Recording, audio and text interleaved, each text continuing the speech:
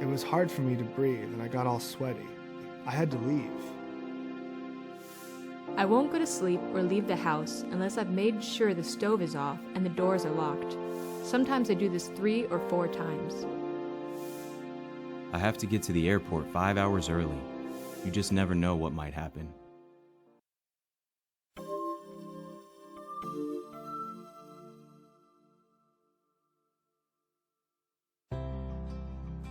These are the voices of people who have experienced anxiety. Anxiety is a common reaction to life events, like taking a final exam or speaking in front of a crowd. But when it becomes really uncomfortable and makes day-to-day life hard to live, then it's a problem, or even what we call a disorder. I know. I've lived with anxiety for a long time. My own anxiety feels like it's about everything.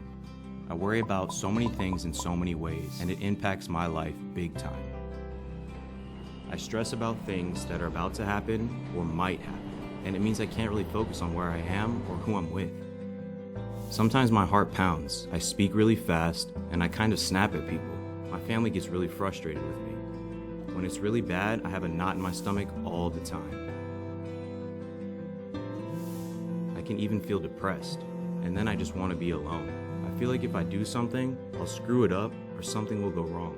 So a lot of times, I'd just rather avoid it all. I feel so much better staying home and maybe having a drink. Turns out, anxiety is a very common mental health symptom. It can be the main sign of generalized anxiety disorder, which I have, or social anxiety disorder, which is when people have a fear of being in public or meeting new people. For those of us with social or generalized anxiety disorders, it's really difficult to live the way we want to live.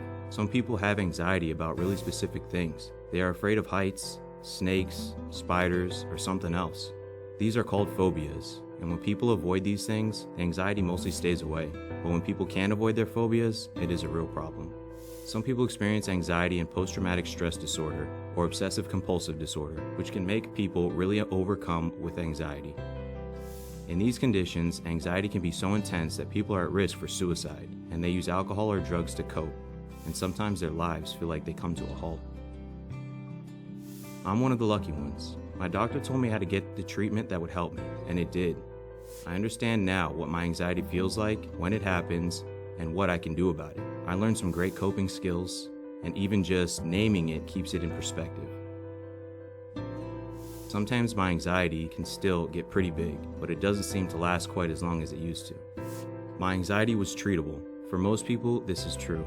You can get your life back to where you want it to be.